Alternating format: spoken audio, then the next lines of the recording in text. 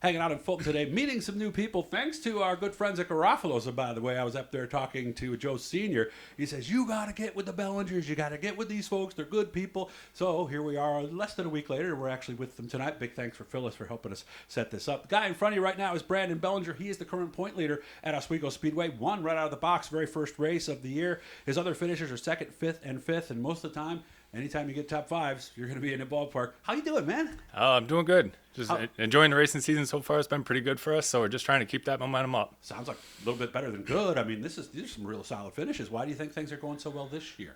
Well, I don't know. I guess the biggest thing is we've had no breakdowns, really no mechanical failures, anything like that. We've run well. To be honest with you, I don't even think we've run our best yet. So we're looking forward to the next few weeks because I think there's a lot more speed we can show still. Where do you think? And tell me whatever you're comfortable telling me, of course. But where do you think you could be better?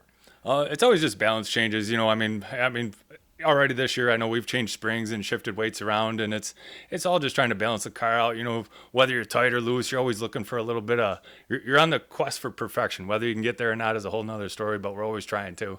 And of course, anytime you win first race, I mean, that's every driver. That's the way they want to start the season. Does it kind of give you that little bit of, okay, we're good. We're going to be good this year? Well, I mean, it's a great way to start out the year. But I think even the first night, I know there was some other guys running strong that ran into issues that night. So I mean, we looked at it too as realistically, like.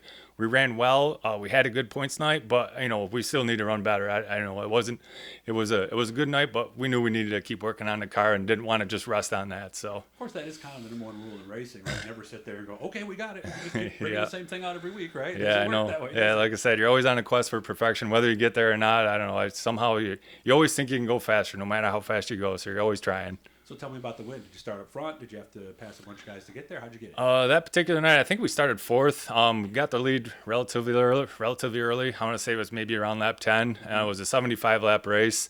So we held the lead for a while. I know, and towards the end of the race, I would say probably the last 30 laps, I know Dan Connors was behind me and put a lot of pressure on me. He was running really strong, but fortunately we were able to hang on and get the win that night. So. Can you tell from the board who it is behind you? You can tell. You got time to look at that, right? It's right there in terms. Oh yeah, yeah. Actually, I think there was a red flag right around with 30 to go, and they did refueling then. So my brothers came out to refuel the car, and they're like, hey, Connors is right behind you. He's fast. Like, don't screw up. Okay. Yeah. I never liked the don't screw up. Yeah. Because that's putting a negative thought in your head. Keep thinking about your line, right? I mean, there's different ways. Did they give you anything else, like he's really good off of 4, or here? They know. I mean, for us, that's just the way we talk to each other. I mean, that's just brothers being brothers. But they told me he was fast, and you can't just give it away. Making mistakes. You're gonna need to run a good line, and our car. I think that night our car was really strong off the corner. I was probably a little weak getting in, just a little bit slow, but so we knew what our strengths were and just try to utilize that, I guess. Was that already information you had in your head, or were they telling you something new?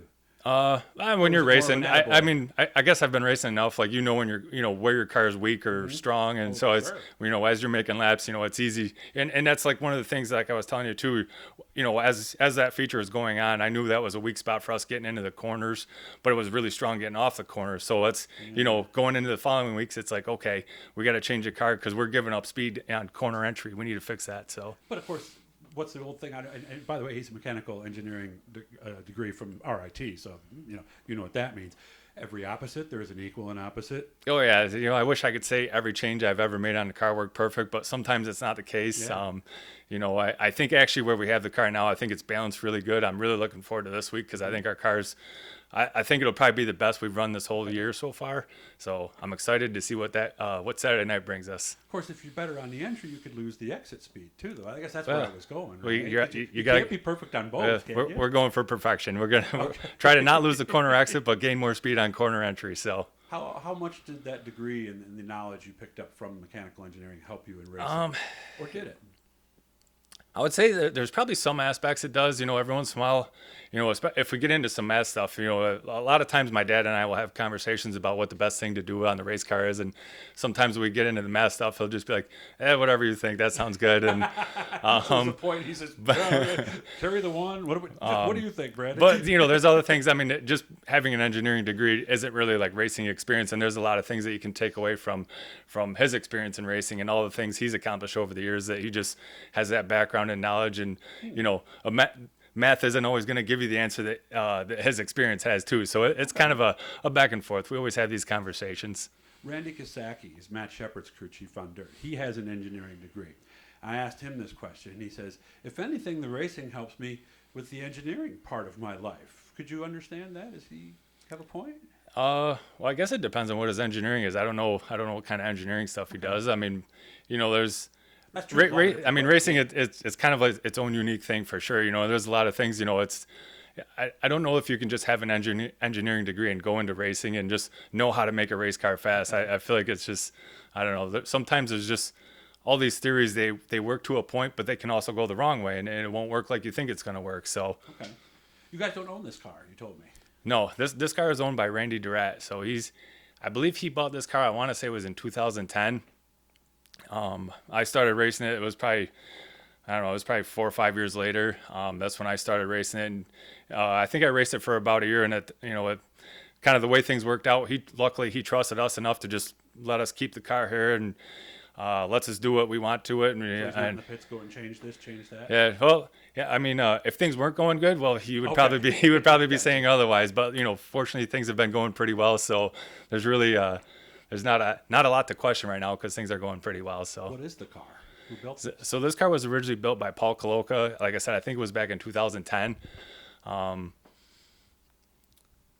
don't know. I guess he's the original car builder. I know he's built a few cars over the years. So there was a few other cars at the Speedway that were built that were twins of this, I guess you could say.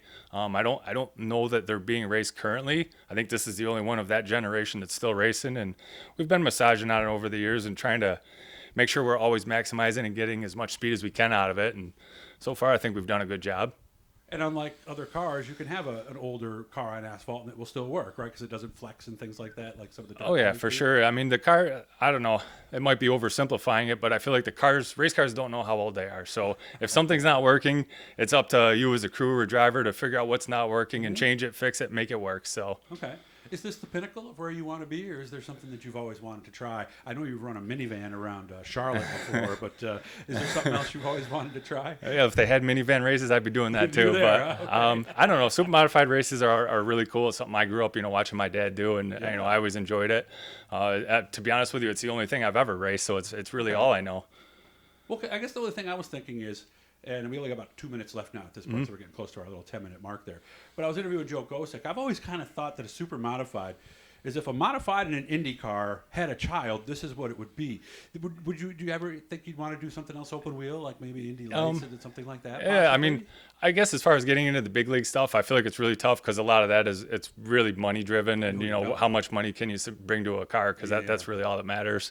It seems like for a lot of that. So I mean, I guess for me, I don't view it as it's probably not realistic to ever get into something like that. But as far as driving another race car, I grew up around racing, and it's something I just enjoy. So I'm always interested in driving race cars, just whether it's the right opportunity or not. So you'll have the same reaction that you did when you were 16 in Charlotte. You want to go out there? Sure. Yep. You want to drive this car? Sure. Right? Exactly. I got a suit. I'm ready. Right. Yep. Let's make it happen. So obviously the goal this year, sitting where we are right now, is a championship. Yep. There's a couple more races, so we'd like to try to get a couple more races or a classic. I mean, I think we got a plenty capable of car and finish off the year strong and win a championship. And you're racing this weekend, right? Yep. Okay, so we put this up on Thursday night, guys, so come on out and get to Oswego. Isman was last week. Now we're back to the traditional 3-division show, right, with the 350 Supers. Yep, just kind of a regular Saturday night for us. And it's a great time. If you haven't been up there, guys, seriously, I know a lot of you, my main audience, are dirt guys. Go on up there. There's a lot, search Oswego Speedway. And again, thanks to the folks at Garofalo's for making this happen. Subscribe, and of course hit that blue E down there. That'll show you how to subscribe. Good meeting you, and come back for the second one. We're going to get into Brandon's background and give you a little more background on that experience he had at Charlotte. Thanks for making time for me, man. Good job. All right, sounds good.